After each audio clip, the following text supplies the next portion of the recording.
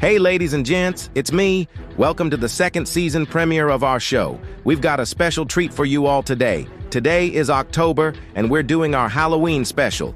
So if you've been eagerly anticipating some horror fun, then I have good news for you. This one was made specifically for you.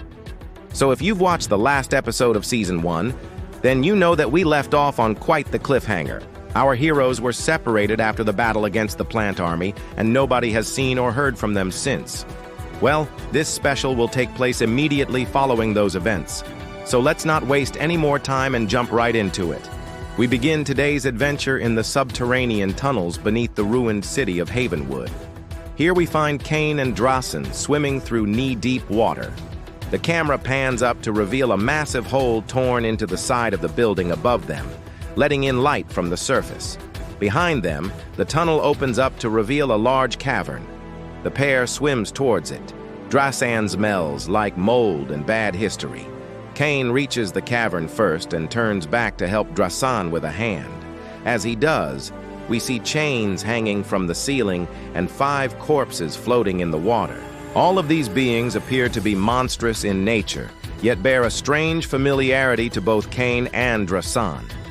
Kane recognizes them right away. Kane, this was a Centra crypt, before Plantar defiled it. Suddenly, the lights turn off. Eerie dripping sounds can be heard throughout the chamber. Then clawing noises echo from the darkness. Kine Drasen unsheathes his weapon. Drasanu, did you bring a light? Kane shakes his head as several shadow beasts crawl out of the water. Each one seems to be a dark mirror version of either Kane or Drasen. Drasen, holy crap. Kane, what are these things? Drasen gets into a fighting stance and charges forward, but the beast ducks out of the way and slashes at him. The hero stumbles backward, surprised by the creature's speed. Meanwhile, Kane leaps over a nearby corpse and slices at his own double. The beast blocks the attack and snarls. Flashbacks of war flash through Kane's mind, along with images of betrayal and loss. He cries out as another shadowy figure swipes at him. Kane, shaken by the visions, stumbles back. But before he can retreat further, the beasts corner him. Kane, they're not real. You're not real. Drasen then stops swinging like they are.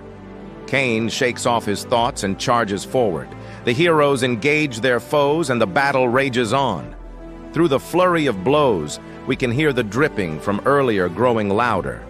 Soon enough, the sound catches Kane's attention. He turns to see water pouring out from the wall and flooding the room. Kine, look out, Drasen. The hero nods and jumps over a fallen enemy. Together, the two fight their way towards an opening in the wall. On the other side, the room is completely flooded. Kane, we need to get out of here now. Drasen strikes a final blow, sending his beast crashing to the ground. As they turn to leave, though, the ground behind them begins to shake. The heroes exchange uneasy glances. Kane, maybe we should have killed those things. The shaking intensifies, and the wall behind them erupts. From the hole comes a massive beast with a bloodied maw filled with sharp fangs. It looks exactly like Kane, only larger and more feral. Its skin is covered in dirt and grime, and its eyes burn with an unholy light. It roars and charges towards the heroes. Kine, am not your failure. He leaps into the fray and engages the monster. Meanwhile, Drasen looks around for a way out of the room. The hero spots a ladder leading up to a catwalk above him. He begins to climb. Kane and the beast Kane wrestle with each other, but the monster is far stronger than the hero anticipated. It overpowers him and sends him crashing into the ground. Kane struggles to get back to his feet as the beast Kane advances. With a guttural roar, the beast raises its claws to deliver a killing blow. But before it can do so, Kane fires a burst of energy at its chest. The attack sends the monster staggering back. Taking advantage of the opening, Kane leaps onto the creature's back and digs his claws into its flesh. The beast thrashes wildly, trying to dislodge him, but Kane holds on tight. Kane, he said, I'm not your failure. With a final surge of strength, the hero pulls himself up until he is sitting atop the creature's head. He draws his sword and plunges it deep into the creature's skull. The moment the blade connects with the stone-like flesh, the world around them begins to shake once more. Kai, no. He pulls his sword free and watches as the image of the beast kind ripples and fades away, revealing the true form within. It is only then that he notices the creature's chest plate is adorned with the symbol of the Blood Moon clan. In its lifeless eyes, he sees a hint of recognition. Cain Alaster. With a heavy heart, the hero turns and flees. The chamber is crumbling around him. He runs until he reaches the opening and emerges into the night. Glancing back, he sees the flooded chamber collapse in on itself. Drasan, calling out, "Cain, over here." Cain climbs out of the hole and collapses onto the ground next to Drasan. The two are bruised and battered, but otherwise unharmed. "Cain, how do we get out of here?" "Drasan, I don't know." As if in answer to their question, the ground beneath them gives way. They fall down into the darkness. Drasan great. Just great. When the heroes come to, they find themselves inside of Havenwood's armory. In the center of the room is a pedestal, and upon it rests a single object. "Drasanu, what's that?"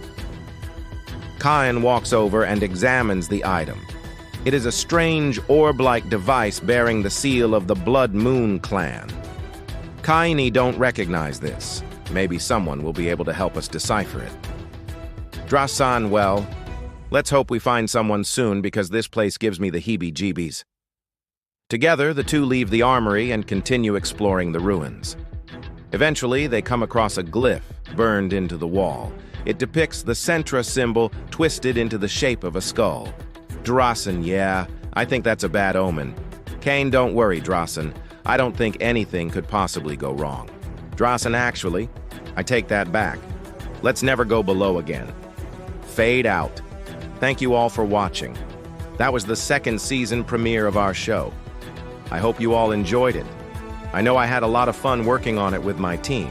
And yes, I'm aware that this special is a little bit different from our usual episodes. See, every year we like to make a special one-off episode for Halloween. It's kind of become a tradition for us. If you'd like to check out our previous specials, then I'll leave links to them down in the description. Otherwise, I'll see you all next time. Take care, and happy haunting.